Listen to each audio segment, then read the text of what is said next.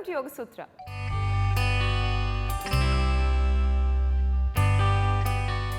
ఇవాళ యోగ సూత్రలో కృష్ణ గారు మనందరికీ ఏ ఆసనం పరిచయం చేయబోతున్నారో చూద్దాం.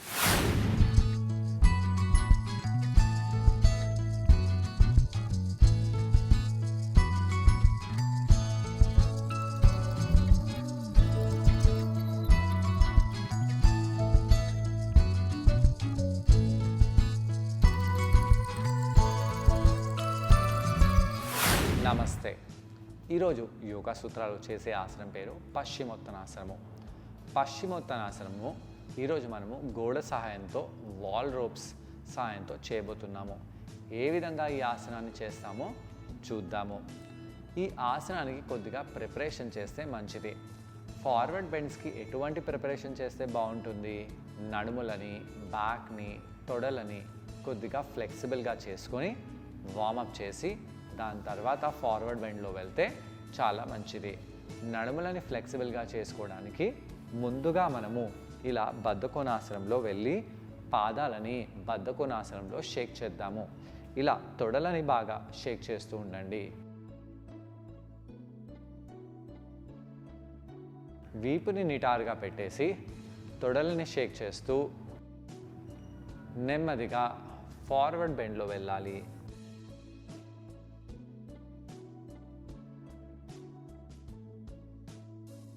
పొట్ట కండరాలని బిగిస్తూ మోచేతులను దూరంగా చేసి ఫార్వర్డ్గా బెండ్ అవుతూ నెమ్మదిగా ఇలా తలని బొటన వేళ్ళ వైపు తీసుకెళ్ళండి.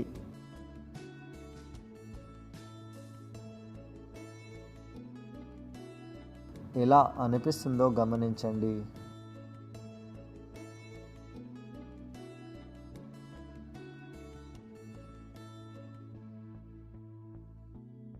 ఇక్కడ కొంత సమయం పాటు ఉంటూ వీపుని గుండ్రంగా చేయకుండా వీపుని ఇలా స్ట్రైట్గా చేయండి. ఇవన్నిటితో ఏమవుతుంది? ఒకటి, వీపు నిటారుగా అవుతుంది. రెండోది, నడుము, తొడ, పృష్ఠభాగంలో ఉండే కండరాలు బాగా ఫ్లెక్సిబుల్గా అవుతాయి.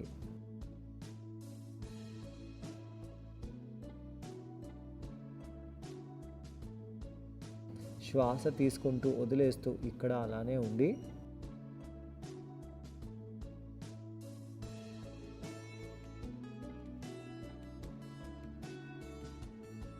నెమ్మదిగా పైకి వచ్చేసి పాదాలను ఇలా పెట్టేసి రెండు కాళ్ళను చెరో వైపు ఇలా చేద్దాము.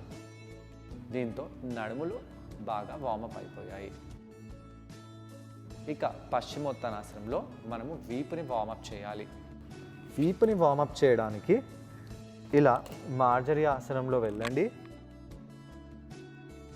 ఇలా వీపుని ఆర్చ్ చేస్తూ బ్యాక్ని రౌండ్ చేద్దాము. వీపుని ఆర్చ్ చేస్తూ బ్యాక్ని రౌండ్ చేద్దాము.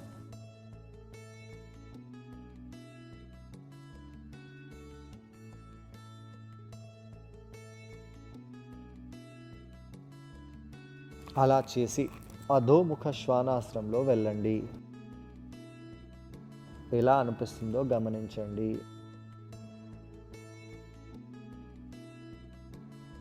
ఇలా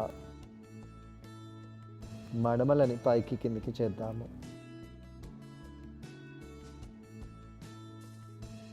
నెమ్మదిగా కిందికి వచ్చేసి రోప్ వాల్ వైపు వెళ్ళిపోదాము. ఇప్పుడు మనము ఈ విధంగా రోప్ వాల్ దగ్గరికి వచ్చేసి పొడవు ఉన్న రోప్స్ని పైకి పెట్టేసి కూర్చుందాము. కాళ్ళని ఇలా సూటిగా స్ట్రెచ్ చేద్దాము. ఇలా స్ట్రెచ్ చేసి ఈ యొక్క పై భాగంలో ఉండే రోప్స్ని మనము పట్టుకోవాలి.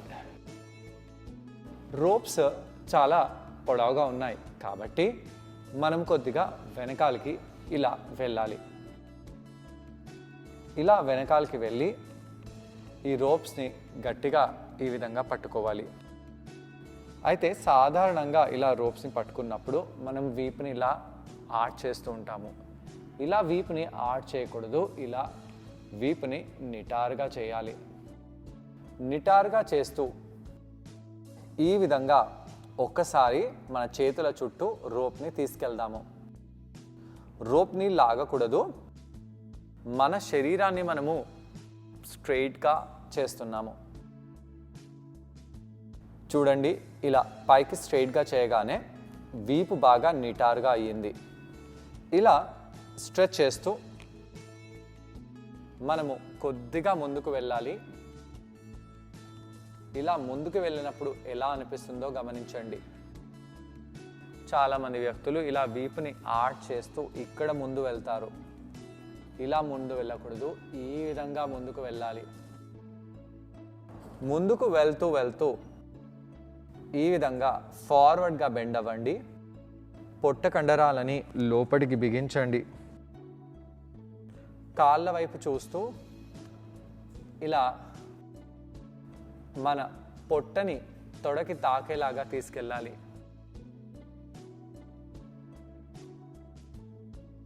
కాళ్ళ వేళ్ళని కొన్ని ఇంచుల పాటు దూరంగా పెట్టాలి, ఒకటే దగ్గర పెట్టకూడదు. ఇక్కడ ఎలా అనిపిస్తుందో గమనించండి. శ్వాస తీసుకోండి, శ్వాసని వదిలేయండి.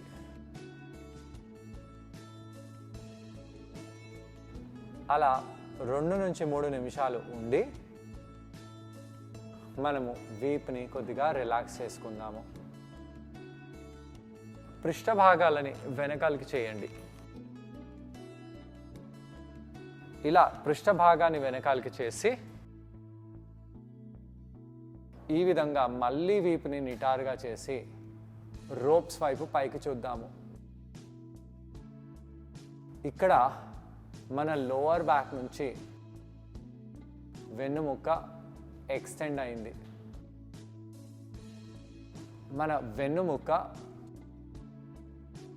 సర్వైకల్, థొరాసిక్, లంబార్, సేక్రమ్ ఇలా 4 భాగాలలో విభజించబడింది. సేక్రంలో ఉన్న బోన్స్ ఫ్యూజ్ అయి ఉన్నాయి, అంటే ఒకటిగా అయిపోయాయి.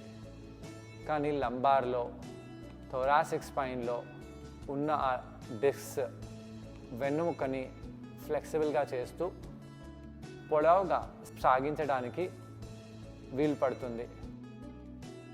ఈ విధంగా వీపుని ముందుకు చేస్తూ చేస్తూ చేస్తూ చేస్తూ పొట్ట కండరాలని బిగిస్తూ ముందుకి వెళ్ళండి. కాళ్ళల్లో ఎలా అనిపిస్తుందో గమనిస్తూ ఇలా తలని ముందుకు చేద్దాము. పృష్ఠ భాగాలని ఇలా వెనకాలకి ప్రెస్ చేస్తూ పొట్టని ముందుకు చేయండి. చేతులని ఒకదానికొకటి ఫేస్ చేస్తూ తలని ముందుకు చేస్తూ ఉండాలి. అలా చేసి నెమ్మదిగా ఇలా రోప్స్ని వదిలేసి మనము కూర్చుందాము. ఇదే ఈరోజు చేసే పశ్చిమోత్తనాసనము. ఈ యొక్క ఆసనం చేసిన తర్వాత కొంత సమయం పాటు కళ్ళని మూసివేసి అలానే ఉండండి. ఎలా అనిపించిందో గమనించండి. కాళ్ళ కిందున్న కండరాలు, అలానే ఇలా వీపు కింది భాగము ఎక్కువగా స్ట్రెచ్ అనేది తెలిసి వస్తుంది. ఇప్పుడు మనము డైరెక్ట్గా కాళ్ళ వేళ్ళని పట్టుకొని ఒకసారి నార్మల్గా చేసే పశ్చిమోత్తాసనము చేద్దాము. ఎంత మనకు ఇక్కడ ఈ ఆసనము పనిచేస్తుంది అనేది. ఈ విధంగా బెండ్ అవ్వండి. నెమ్మదిగా పైకి వచ్చేసేయండి. పైకి వచ్చేసి ఇలా చేతులని వెనకాలకి తీసుకెళ్దాము. శ్వాస తీసుకుంటూ శ్వాసని వదిలేస్తూ ఇలా కాళ్ళని ముందుకు చేద్దాము. మోకాళ్ళని ఫోల్డ్ చేసి పాదాలని ప్రెస్ చేయండి. పొట్ట కండరాలని బిగిస్తూ ఇలా పైకి వచ్చేద్దాము. ఎలా అనిపిస్తుందో గమనించండి. ఏ కండరాలనైతే ఫ్లెక్సిబుల్గా చేశామో అవే కండరాలని మళ్ళీ ఇక్కడ ప్రెషర్ పడేలాగా చూస్తున్నాము. అయితే చాలామంది ఇలా పొట్టని పైకి చేస్తారు.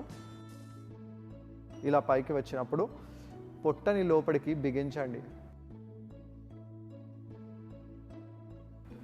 అలా చేసి కిందికి వచ్చేయండి.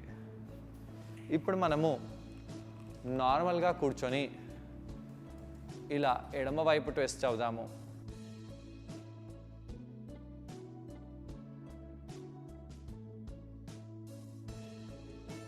కుడివైపు ట్విస్ట్ అవ్వండి.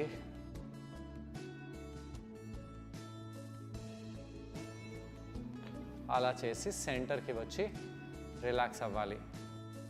ఈ ఆసనాన్ని ట్రై చేయడానికి కృష్ణ గారితో పాటు నేను కూడా జాయిన్ అవబోతున్నాను. మరి మా ఇద్దరిని చూసి ఈ ఆసనాన్ని ఒకసారి మీరు కూడా ట్రై చేయండి. నమస్తే. ఈరోజు యోగా సూత్రాలు చేసే ఆసనం పేరు పశ్చిమోత్తనాసనము. పశ్చిమోత్తనాసనము మనము యోగా వాల్ సహాయంతో చేయబోతున్నాము. ఏ విధంగా చేయాలి, ఎలా చేయాలి చూద్దాము. ముందుగా పశ్చిమోత్తనాసనము గురించి మనం తెలుసుకుందాము. పశ్చిమోత్తనాసనంలో మన కాళ్ళ వెనకాల ఉండే కండరాలు, అలానే నడుములో ఉండే కండరాలు, ఈ రెండిటిపై బాగా ప్రభావం పడుతుంది. ఈ రెండు బాగా ఫ్లెక్సిబుల్గా ఉంటేనే మనము ఆసనం బాగా చేయగలుగుతాము. అయితే ఈ రెండిట్లో ఫ్లెక్సిబిలిటీ పెంచడానికి కూడా పశ్చిమోత్తనాసనము చాలా అవసరము. ఈ రెండు కండరాలు నడుము కండరాలతో ముడిపడి ఉన్నాయి. నడుము కండరం ఫ్లెక్సిబుల్గా ఉంటే ఈ రెండు కండరాలు ఫ్లెక్సిబుల్గా ఉంటాయి. ఈ నడుము కండరం ఫ్లెక్సిబుల్గా లేకపోతే ఈ రెండు కండరాలు కూడా ఫ్లెక్సిబిలిటీని కోల్పోతాయి. కాబట్టి ముందుగా మనము నడుము కండరాన్ని యాక్టివేట్ చేసి ఆ యొక్క కండరాన్ని ఫ్లెక్సిబుల్గా చేయడానికి ఆసనాన్ని చేద్దాము. పాదాలని బద్ధకోణాసనంలో పెట్టండి. పాదాలని బద్ధకోణాసనంలో తీసుకెళ్ళి తొడలని బాగా కదిలిస్తూ ఉండాలి. శ్వాస తీసుకుంటూ శ్వాసని వదిలేసి కాళ్ళని కదిలిస్తూ ఉండండి.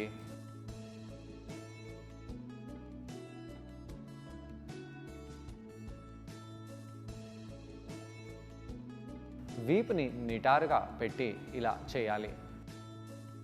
పొట్ట కండరాలని లోపలికి బిగించండి, లేదా బ్యాక్ పెయిన్ వచ్చే సంభావన ఉంది. ఇలా కొన్ని నిమిషాల పాటు మీరు తొడలని ఆడించాలి.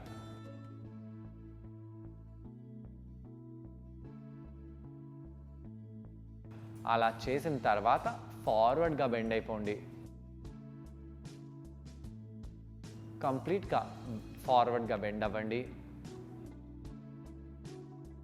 ఎలా అనిపిస్తుందో గమనించండి.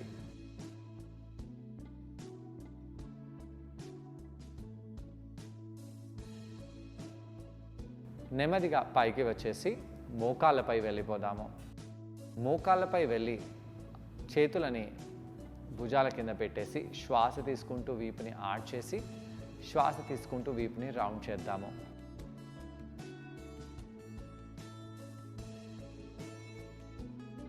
ఇలా 5 to 8 టైమ్స్ చేద్దాము.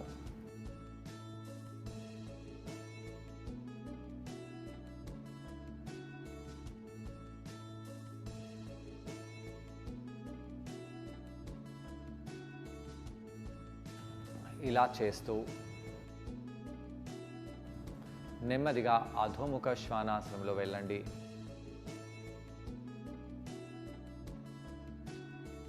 పాదాలని కింద ప్రెస్ చేస్తూ చేతులని కొద్దిగా ముందుకు చేయండి. మడమలు ఎటువంటి పరిస్థితిలో పైకి రాకూడదు. కావాలంటే హస్తాలని కొద్దిగా దూరంగా కూడా చేయవచ్చు. పృష్ఠభాగాలని బాగా పైకి చేయండి. పొట్ట కండరాలని లోపలికి బిగించండి. కొంత సమయం పాటు ఇక్కడ అలానే ఉండాలి.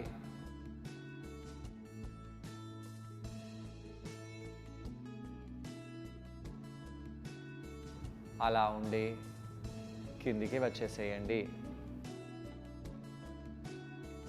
చైల్డ్స్ పోజ్లో వెళ్ళి రిలాక్స్ అవ్వండి.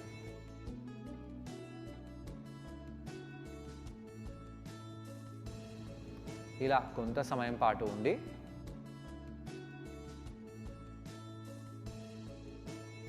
పైకి వచ్చేసి మనము రోప్ వాల్ దగ్గర వెళ్ళి కూర్చోవాలి. రోప్ వాల్ వైపు వెళ్ళి కూర్చోండి. ఒక లెగ్ని స్ట్రైట్గా చేద్దాము.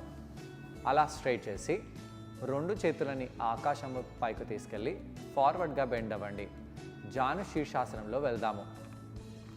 జాను శీర్షాసనంలో కాళ్ళ వేళ్ళని మన వైపు లాగుతూ కాళ్ళు కింద ఎలా అనిపిస్తుందో గమనించండి. శ్వాస తీసుకోండి, శ్వాసని వదిలేయండి. చేతులని పైకి తీసుకొస్తూ ఫార్వర్డ్గా బెండ్ అవ్వాలి. చేతులని పైకి తీసుకొస్తూ ఫార్వర్డ్గా బెండ్ అవ్వాలి. ఈ యొక్క మూమెంట్ నడుము కింది భాగం నుంచి అయ్యేలాగా పొట్ట కండరాలను లోపలికి బిగిస్తూ పొట్టని తీసుకెళ్ళి తొడపై తాకేలాగా చూస్తూ ఆసనాన్ని చేయండి. శ్వాస తీసుకుంటూ పైకి వచ్చేయండి. శ్వాసని వదిలేస్తూ మళ్ళీ కిందికి వెళ్ళండి. ఇలా కొన్నిసార్లు చేద్దాము.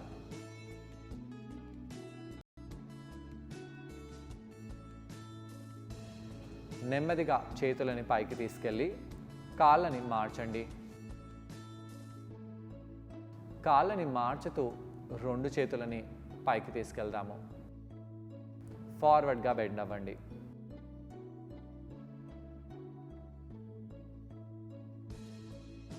మళ్ళీ శ్వాస తీసుకుంటూ చేతులని పైకి చేద్దాము. ఫార్వర్డ్గా బెండ్ అవ్వాలి. ఇలా కొన్నిసార్లు చేయండి.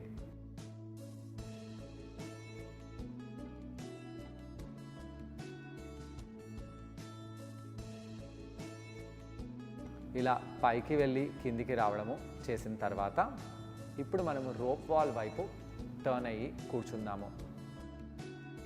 అయితే రోప్ వాల్ దగ్గర టర్న్ అయినప్పుడు చాలా దగ్గరగా వెళ్ళకండి. కొద్దిగా పృష్ఠభాగాలని వెనకాల తీసుకొచ్చి కూర్చోండి. కాళ్ళ వేలని ఓ 4 ఇంచుల అంత డిస్టెన్స్ పెట్టండి. కాళ్ళ మడమల మధ్యలో పెట్టి మనము రెండు చేతులని ఆకాశం వైపు పైకి తీసుకెళ్దాము. అలా తీసుకెళ్ళి వీపుని నిటారుగా చేయాలి.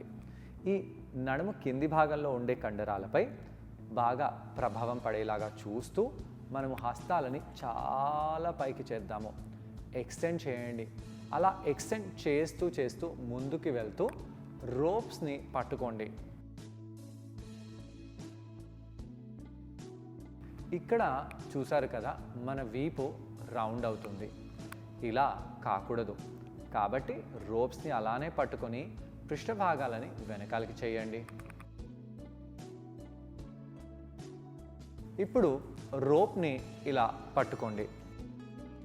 ఇలా పట్టుకుంటూ వీపుని బాగా పైకి చేయాలి. ఛాతిని ముందుకు చేయాలి.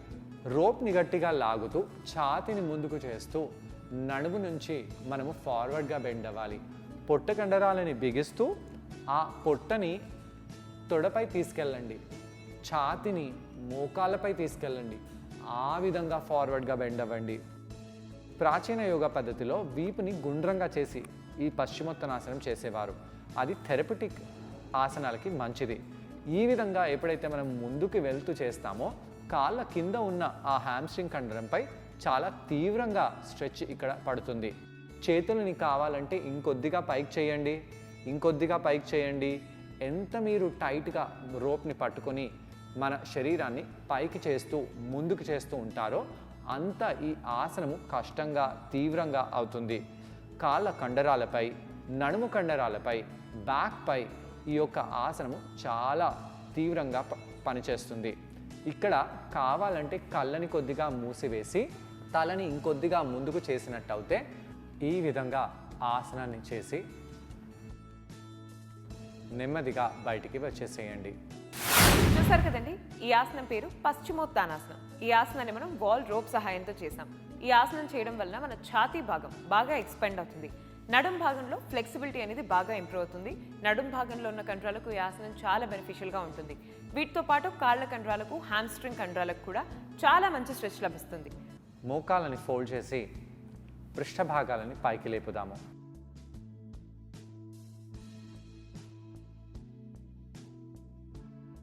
తొడ కండరాలని స్క్వీజ్ చేయండి.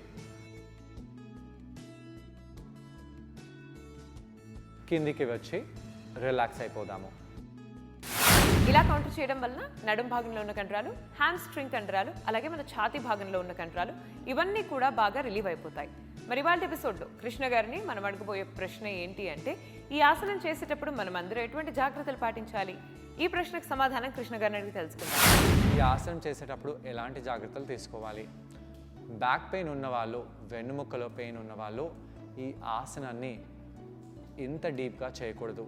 ఇంత డీప్గా మీరు ఆసనం చేసినట్టు అయితే మీ వెన్నుముక్కలో పెయిన్ అనేది ఎక్కువ అవుతుంది. బ్యాక్లో ఫ్లెక్సిబిలిటీ ఇలా రావాలంటే హ్యామ్స్ట్రింగ్ కండరము, లోవర్ బ్యాక్ కండరము, నడుము కండరాన్ని వార్మప్ చేసుకొని ఈ ఆసనం చేస్తే మంచిది. లేదా మీకు బ్యాక్ పెయిన్ వచ్చే సంభావన కూడా ఉంది. ఈ ఆసనం చేసేటప్పుడు మనము శ్వాస కూడా బాగా తీసుకోవాలి. ఒకవేళ మనము శ్వాసని ఆపివేసి ఆసనం చేసినట్టు అయితే కూడా వీపులో పట్టుకునే ఛాన్స్ అనేది ఉంది. ఈ ఆసనం చేసేటప్పుడు కళ్ళని మూసివేసినట్టు అయితే మనకు ఎన్నో లాభాలు ఉన్నాయి. చూసారు కదండి ఇవాళ ఎపిసోడ్లో పశ్చిమోత్తానాసనం. మరి ఈ ఆసనాన్ని మీరందరూ కూడా తప్పకుండా ప్రాక్టీస్ చేసి దీనివల్ల వచ్చే బెనిఫిట్స్ని మీరు కూడా పొందండి. తిరిగి రేపటి ఎపిసోడ్లో మరో ఆసనంతో ఇంకొన్ని బెనిఫిట్స్తో మనమందరం మళ్ళీ కలుసుకుందాం. Until then take care and bye.